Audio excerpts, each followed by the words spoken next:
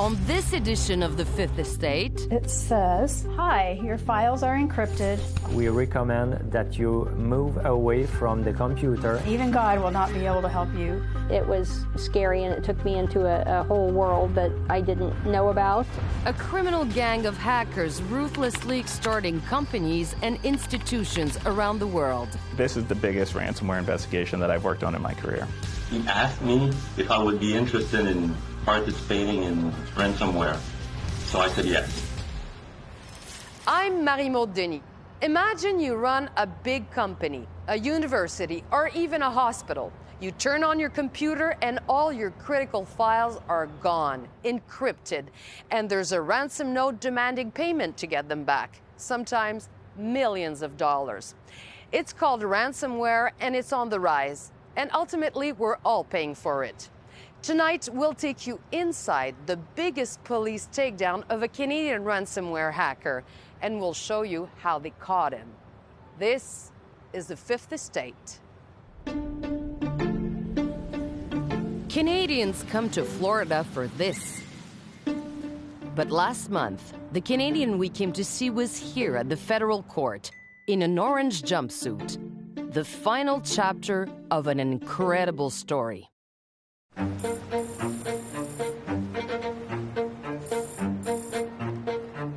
We were in the Emergency Operations Center working on COVID. Someone came in from the IT department and told me that we had just been attacked by ransomware and that our files had been frozen. That was just like getting punched in the gut. My name is Julie Pride, and I'm the Public Health Administrator for Champaign-Urbana Public Health District in Illinois. She came in and she says, "I need you right now." She said, "I have no idea what's going on, and I need to get this fixed." My name is Pat Robinson, and I'm the HR Director here for Champaign-Urbana Public Health. We have divisions of maternal and child health, HIV, STD, hepatitis, family planning. Was there a breach or potential breach of client information? Did they have our financial information? You know, were our accounts going to be drained? So I was just sort of spinning. There's so many people here in the community that depends on us. All of our files were encrypted. All of our systems were down, 95% of our data, and everybody was freaking out.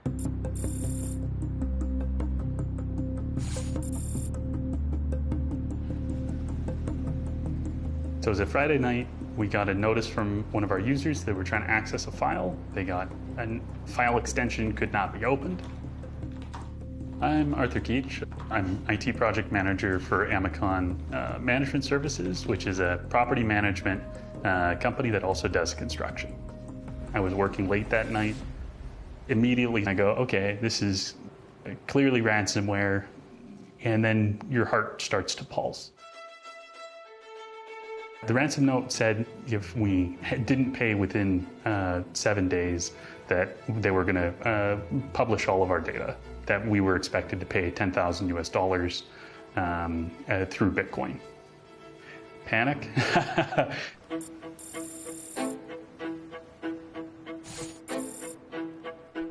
Je suis Félix Michaud, directeur général à la ville de Montmagny. C'est un dimanche et puis j'ai un gestionnaire qui voulait travailler ce week-end-là. Et c'est à ce moment-là qu'il a remarqué que ses courriels, tout était figé. Et c'est en ouvrant son poste de travail qu'une note apparaissait d'un pirate informatique avec une demande de rançon. Le pirate, dans sa rançon, demandait $1 million. Donc c'est là que les problèmes ont débuté. It was scary, and it took me into a whole world that I didn't know about. It was it called NetWalker? NetWalker, a criminal gang of hackers hiding behind screens around the world, holding computer systems hostage until victims pay up. Il fallait faire autrement à essayer de maintenir ce service-là aux citoyens. À titre d'exemple, le service des finances, c'est pas juste les postes de travail, c'est les imprimantes, les photocopieurs, toute la téléphonie, tout, en fait, Internet et tout ce qui est relié à un réseau. Donc, les comptes de taxes ont dû être retardés. I just almost got sick because I was already under so much pressure and stress from the COVID. It was terrifying. We had IT call the FBI. NetWalker was discovered on being utilized against a victim in the Tampa Bay area. And shortly after that, we started seeing ransomware all across the country. My name is Michael McPherson. I worked for 25 years in the FBI. NetWalker is a Eastern European criminal-based organization that has built a tool, their NetWalker ransomware, that they are basically franchising out to these affiliates around the world. NetWalker is made up of developers who create the malicious software. Their affiliates carry out the attacks.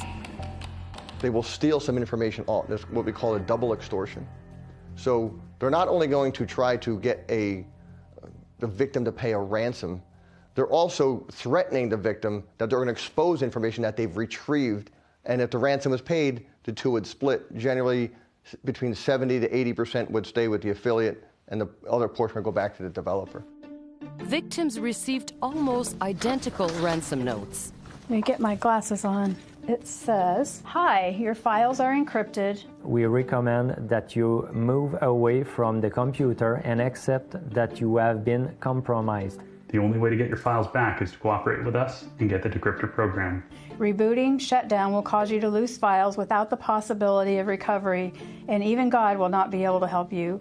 Come chat with us and you could be surprised how fast we both can find an agreement without getting this incident public." C'est baveux. That's what we received that morning. And we're like, oh, this is a joke. This has got to be a joke. And then we started just pulling everything up and it was like, oh no, it's not a joke. They're asking the payment in Bitcoin. The Bitcoin can be moved across wallets relatively rapidly, so make it harder and harder to trace. When we found out that we were under attack and that we would have to pay a ransom in Bitcoin, I had no idea what it was, how it worked, where you got it, anything about that. I had absolutely no idea. Just like, what? Le pirate, bien, c'est sûr que lui cherchait à avoir nécessairement une rançon moyennant les clés de déchiffrement. Également, à défaut d'avoir une rançon, il menaçait de publier sur le dark web des informations sensibles. Donc, il fallait évaluer toutes les options possibles. La possibilité de payer une rançon, ça faisait partie des options possibles. It's here on the NetWalker blog that the stolen information is published if the ransom isn't paid. The FBI notices that an affiliate known only as user 128 is very active. Who is he? And where is he? It was multiple investigative steps to pull together to figure out who it was. The FBI's break in the case came in spring 2020 when the hacker attacked a telecommunications company in Tampa. User 128 leaves behind a clue, an IP address linked to a server in Poland. We had a location first, and then from a location we were able to determine the name. Then, 128 strikes again. 2 more victims in California. But the hacker leaves more clues behind on a second server in Poland. Evidence that user 128 lives in a quiet middle-class neighborhood. In this house, in Gatineau, Quebec. The investigation led us back to Canada, where we engaged with the Royal Canadian Mounted Police. My name is François Picard-Blais. I'm a constable with the RCMP and the Division of Cybercrime. So in August 2020, we received information from the FBI about a Canadian that was involved with the NetWalker group. The suspect was Sébastien Vachon Desjardins. 33-year-old Sébastien Vachon Desjardins. Sébastien was probably the largest affiliate in the NetWalker network. He was able to get rich very quick through his hacking activities. When we come back, who is Vachon Desjardins? Hackers, the image that you have, it's a teenager in his parents' basement. But no, it was totally the opposite.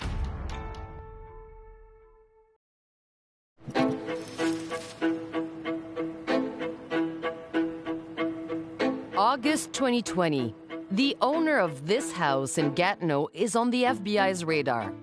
But they need the RCMP's help to confirm that user 128 is in fact Sébastien Vachon Desjardins, who already launched ransomware attacks around the world. Constable François Picard-Blais is one of the lead investigators on the case. We started to help the FBI with their requests of identifying Monsieur Sébastien Vachon Desjardins. We had already a lot of information from the FBI that we were able to start with, and then we're able to do our own security background check. The constable soon discovers Vachon Desjardins is a convicted drug trafficker. We find a man who knows that story quite well. My name is Denis Moore, and I'm a lieutenant detective for the Gatineau Police Service. He's not flashing. He was driving like a little car like Toyota Corolla, and his house is a small house. You don't go to restaurant often. You only go to gym, work. It looked like a very simple, quiet citizen. It doesn't make sense. I was working at the drug section, and we had information about a lot of bags and boxes from a house. Speed, marijuana, hashish. But it was a lot of drugs. So it was a stash. He had about 500,000 of drugs on the street. In his criminal network, he is nicknamed Cake. A reference to Vachon, the famous brand of cakes that bear his name. Speaking of cake, the icing on the cake for Denis Simard is learning what Vachon Desjardins does for a living when he's not dealing drugs. We saw him at his job there in Ottawa. He was working for the federal government. On several occasions, Simard follows the suspect to his job. Vachon Desjardins is an IT worker for the National Research Council of Canada in Ottawa. During the day, he was working there, and he came back at his home, and after dinner, a lot of trafficking at his house. He get like 3.5 years of federal sentence. After serving a part of that sentence, Vachon Desjardins is released in 2016. He somehow manages to return to the public sector. His new employer, Public Services and Procurement Canada, wouldn't tell us whether it performed a background check on him. 3 years pass. In 2019, in November, he was trafficking a lot of drugs again, so it was a priority for us. Simard surveils Vachon Desjardins again, and this time, he's transporting drugs throughout the province. We saw him coming back and depart the car at his house. And at this moment, the other guy took a big brown barrel with a metal ring. So it was a big transaction. Simard arrests him again. How was he reacting? He talked about his parents. He knew he deceived them. And for a guy who cared for his parents, I don't understand why he started again. He told me there, my problem is I always want more money. He was having kind of addiction to money. He always want more and more and more. By 2020, the COVID-19 pandemic breaks out. Vachon Desjardins is working from home, awaiting his next court date for the drug file, and he sees an opportunity. Netwalker Group is hiring. Here's an example of an ad they posted in the Cyrillic alphabet that appeared on a hacker forum. They do have rules when they are recruiting affiliates. They do not want English speakers. They want Russian-speaking affiliates primarily. That's because Russia is a safe haven for ransomware operators, according to experts, and it's become big business. From 2020 to 2021, ransomware as a service in the first half of the year increased by 151%. And that's a huge number. And the problem with cybercrime is it doesn't just grow a little bit. It doesn't follow regular trends. It grows exponentially. I'm Lena Dabbitt. I am the officer in charge of the Federal Policing Cybercrime Investigative Team based out of Toronto. The cost of either paying the ransom or remediating remediating the compromised system, their costs have more than doubled. And so you look at a cost that, a year ago was, in the $970,000 Canadian to sort of rectify this issue, is now on average, a ransomware attack will cost a company $2.3 million to repair or to remediate. And the cost isn't just to the company. Take what happened when Colonial Pipeline in the U.S. was hacked in 2021. The Colonial Pipeline attack was one of the most significant, if not the most significant ransomware attack of all time, not because of what happened, but because of the response. My name's Joe Tidy. I'm cyber reporter at the BBC, so I cover cybersecurity, hacking, cryptocurrency, online privacy, and a bit of gaming as well. It was a ransomware attack by the Dark Side cybercrime gang, again, a Russian cybercrime group. The company shut the pipeline down for 6 days. And it led to panic buying at the pumps, which then created a fuel shortage. The sheer panic in the US was incredible. 2 months later, the United States called out Russia for its failure to act. The president made clear he underscored the need for President Putin to take action to disrupt these ransomware groups. Ransomware attacks are nothing new. We've seen ransomware attacks way back in the early days of the internet. But what we noticed about 3 years ago was that ransomware became a big criminal enterprise. In his criminal enterprise, Vachon Desjardins is a rising star. In June 2020, he launches one of his biggest attacks. One of my really close cyber contacts sent me a dark web link to their negotiation portal. And I managed to watch the negotiation taking place between the university and the hackers. The target is the University of California in San Francisco, a medical research institution.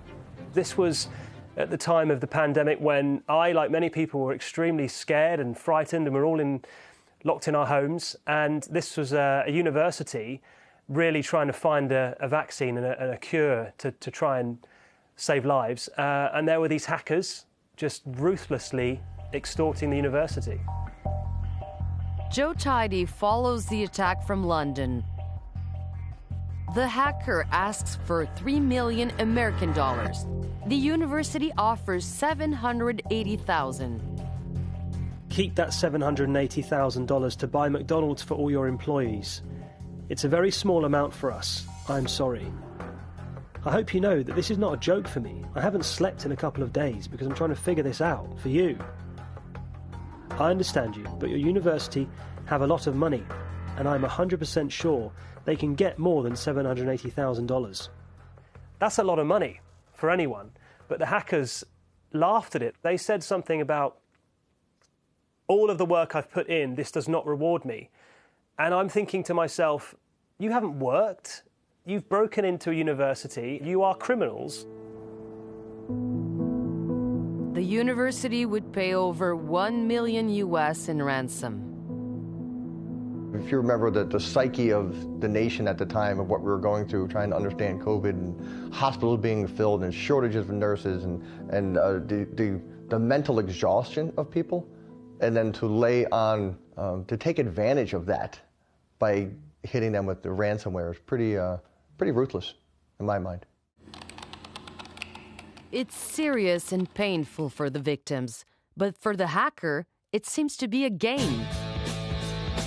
The FBI investigators find bizarre but revealing clues leading to Vachon Desjardins, an email address, skankhunter@gmail.com. Skankhunter, a cyberbully in a South Park episode. And then a second one, Boom Shakalakalak @hotmail.com. But soon the party will be over for Vachon Desjardins. For the rest of 2020, he continues his attacks while law enforcement on both sides of the border are closing in. Not only that we had our investigation starting, there was also criminal charges for drugs that were pending against him from the Gatineau police. And at the same time, you have the FBI that's looking out for him to bring him into the American soil on the extradition warrant. We had decided that we had enough evidence to pursue an indictment against Mr. Vachon Desjardins. I'm Carlton Gammons. I'm a federal prosecutor in Tampa, Florida. My link to Sébastien Vachon Desjardins is I was the lead prosecutor in his criminal investigation. Gammons has to shut down NetWalker and stop Vachon Desjardins at the same time. It was important to arrest Mr. Vachon Desjardins once we searched his home, because at that point he would know that we were on to him. We believe that he had made approximately $21.5 million based on ransomware attacks, and I presume that he did not want to go to prison. So we were worried that with his background and a large amount of money that was yet unaccounted for, that he would flee the country and that we wouldn't be able to apprehend him. This belief is partly based on messages exchanged between him and one of his alleged co-conspirators about a recent attack. "I hit them hard, bro," he says, followed by, "Soon I will come in Russia." We discovered he was planning on making trips. We knew that he had traveled before. And I think the most prominent feature of a flight risk for us was that the amount of time he would have been facing if he was convicted in a U.S. court. When we come back, the takedown. I could feel that he was very proud of his work. He asked me if I would be interested in participating in ransomware. So I said yes.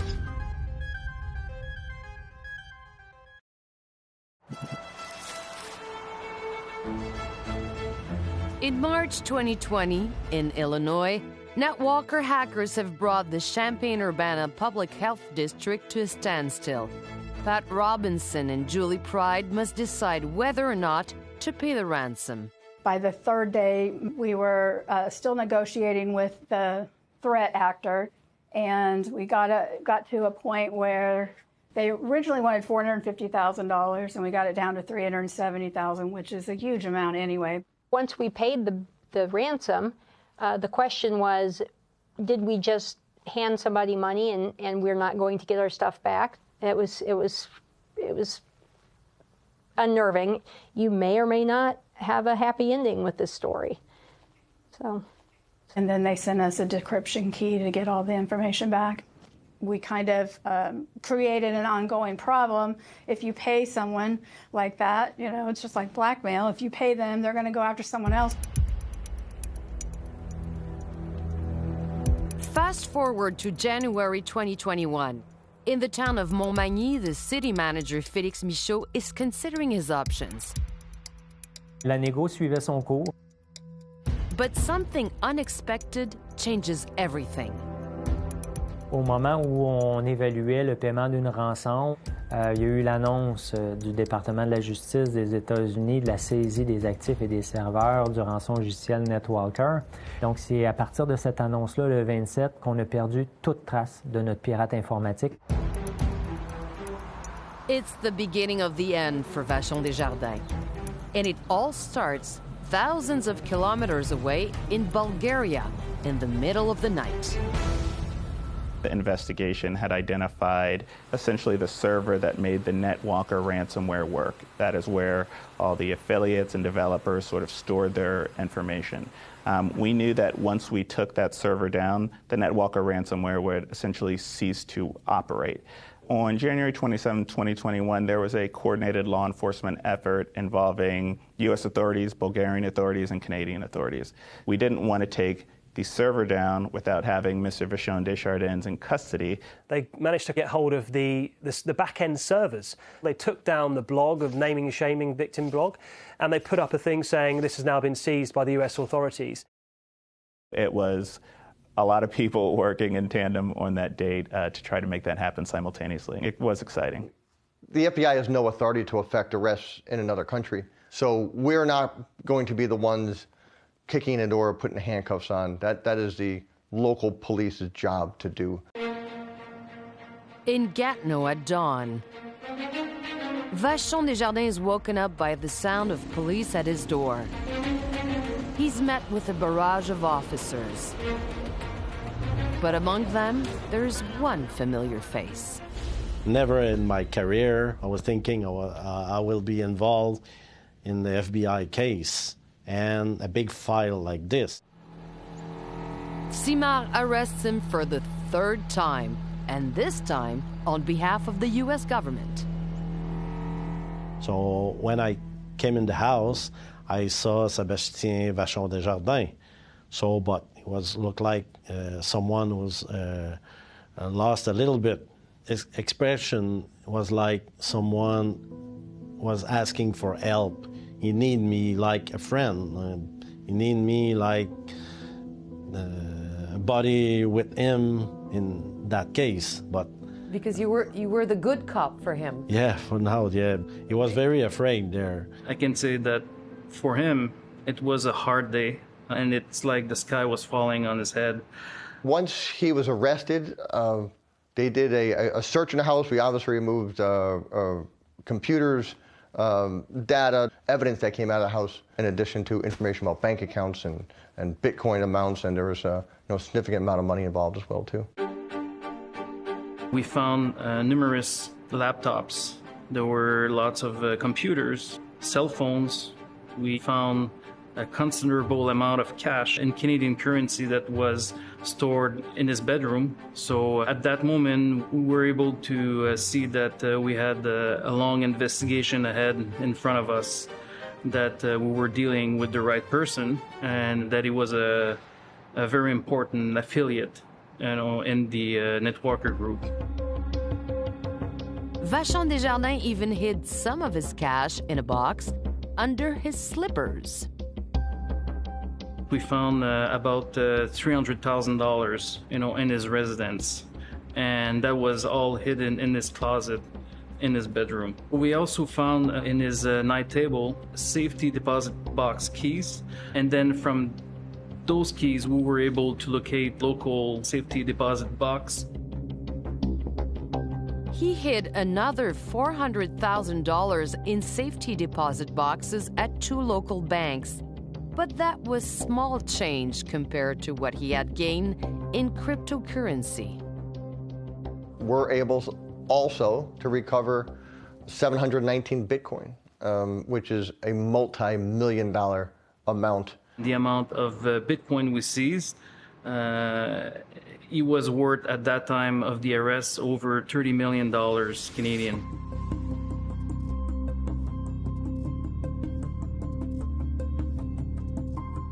Police would find a gold mine of information in several computers. We had 20 terabytes of data, which it's the equivalent of, filling up an arena full of paperwork. Once we had his actual devices, we were able to get a far more clear picture of what he was doing. We were able to see sort of, with more clarity, the number of victims that he was victimizing. Vachon Desjardins attacked at least 18 Canadian companies. So then that was the next part of the investigation, was the outreach of the victims.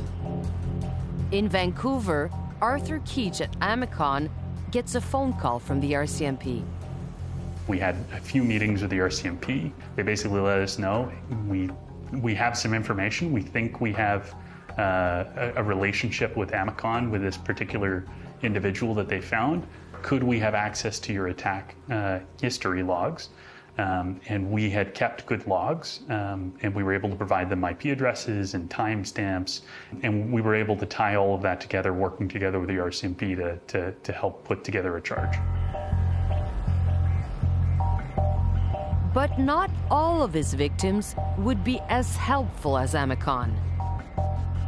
So the victims weren't cooperating a lot with an investigation, and in some cases they didn't cooperate at all. It was very hard to get the story, to get the information from them, because they were trying to protect their reputation. The Canadian Anti-Fraud Centre estimates that approximately 5% of incidents are actually reported, and that's a horrible stat. There is a stigma attached to it. The criminal element, they're capitalizing on that. They're capitalizing on the fact that you really don't want your data out there. You don't want people to, your reputation to have that impact. And so it stays in the shadows and it flourishes in the shadows. And that's what's happening.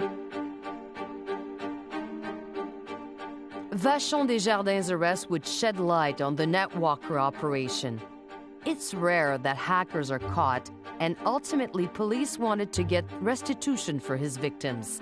They would move one step closer to that goal while he waited to be extradited to the US. The huge turning point in our investigation was when Monsieur Vachon Desjardins decided to talk and cooperate with our investigation. So I was responsible to conduct the interrogation, and then we were able to confirm the amount of victims with him, and also to put a number on how many people were attacked by his ransomware activities. His confession lasted 2 days. He told them how he chose his victims. He asked me if I would be interested in participating in ransomware. So I said yes. Then for targeting the Canadian victims, we had like more than 15 to 20,000 networks of VPN access, which was all the credentials, username and passwords. And we were going from there one by one. And then we were starting to think, is this network worth it, or we go to the next one? Did you have like a basis for what you, like an expectation of why you would choose a company? Yeah, so our expectation was if the revenue was around minimum 30 million a year for their company, which we're targeting. For, let's say, revenue that would be around 30 million, we would ask 1% initially. And after negotiating with the victim, we could go under like 25 or 50% of the initial ransom. During the interrogation, I had the impression that he was very proud of his work, considering how successful he was in the Netwalker group as an affiliate. This past January, Vachon Desjardins pleaded guilty to extortion, among other crimes. He got a 7-year sentence in Canada. 5 months later, he pleaded guilty in the US. The Netwalker ransomware was very active. There were about 400 victims located across the world in 30 different countries. 2/3 of the victims were located in the United States. Over 100 victims were attributable to Mr. Vachon Desjardins. Every day was a new victim. Every day? Almost? I would say almost every day was a new victim, yes. We're able to trace back that the day of his arrest, the day we executed the search warrant, there were a ransom that was paid from a victim. When we come back, Judgment Day for Sébastien Vachon Desjardins. He compared Sebastian to Jesse James, the, I guess, centuries-old bank robber of the Wild West.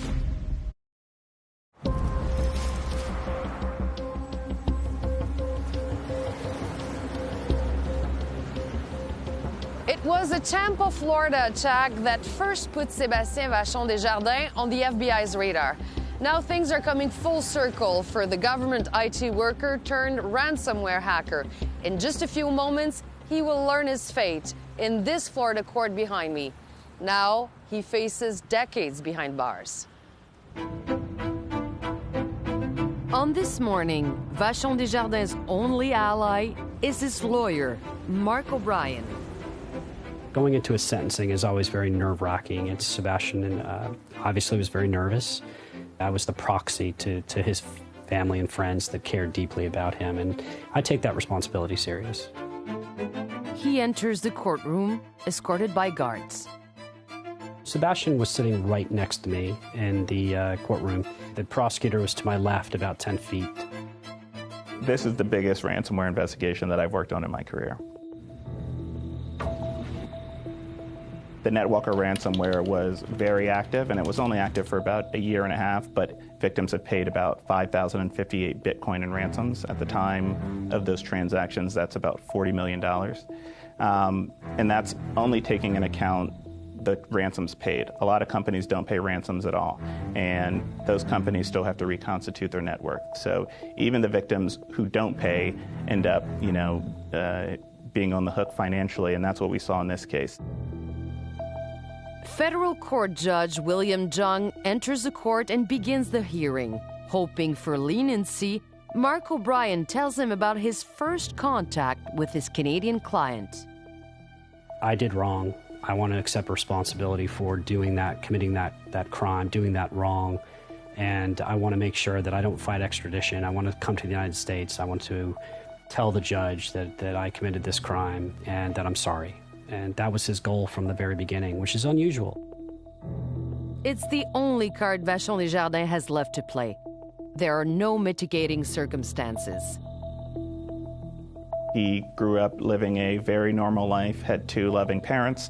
He was gainfully employed. He went to school. There was really nothing that I know about him that kind of led you to believe that he would commit crimes of this nature. Because of his guilty plea, the 2 lawyers agreed on a sentence they proposed to the judge. In that plea agreement, we assured Mr. Vachon Desjardins that we would ask for a sentence between 13 to 14 years. Which is the bottom of the federal sentencing guidelines. But the judge is clearly outraged. The judge referred to Mr. Vachon Desjardins as a digital Jesse James.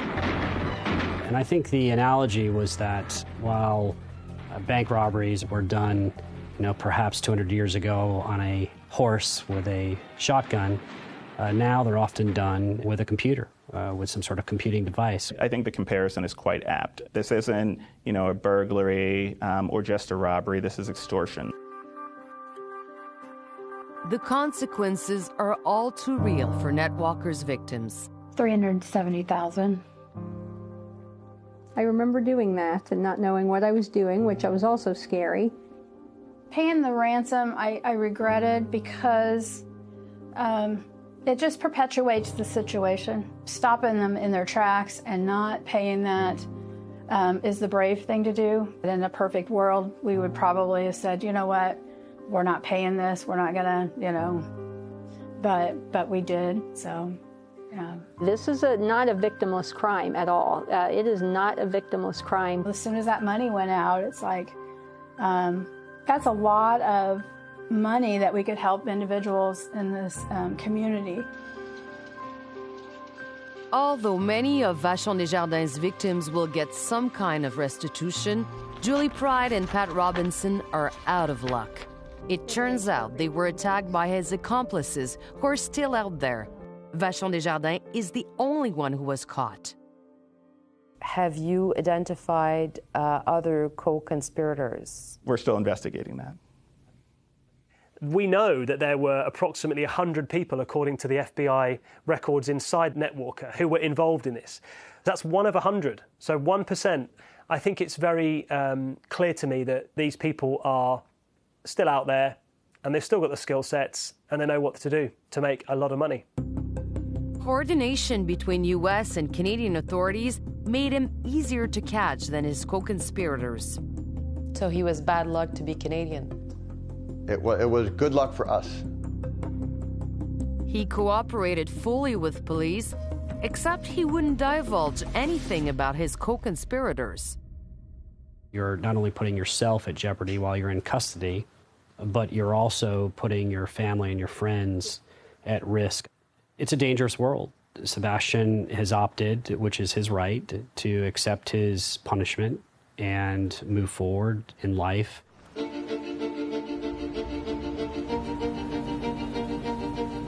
In Vancouver, Arthur Keach did not negotiate with Vachon Desjardins.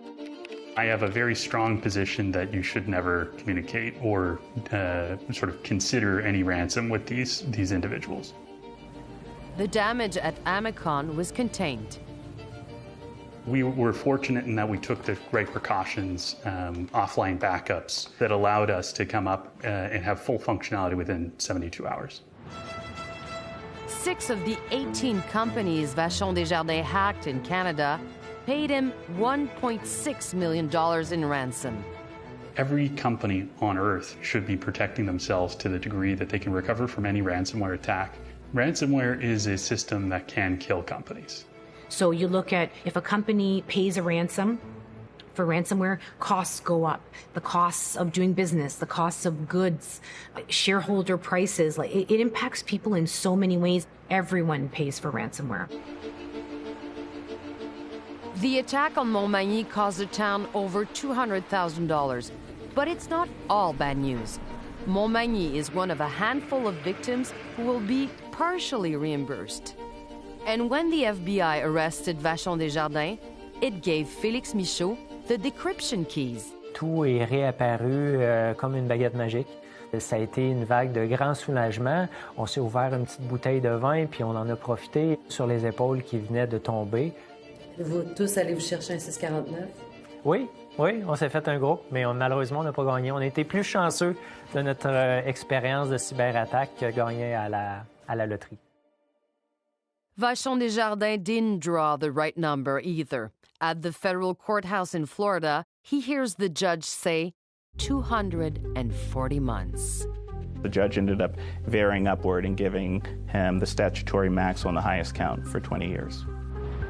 20 years is the price to pay in the United States for being part of a criminal organization that attacked 400 victims in 30 countries. I think Mr. Vachon Desjardins' motivation purely was greed. I think Mr. Vachon Desjardins wanted to make as much money as fast as he could, and he had made millions and could have stopped, but he didn't. In fact, in his confession, Vachon Desjardins told police that a few weeks before he was arrested, he was helping his co-conspirators to fund a bigger and better version of NetWalker ransomware.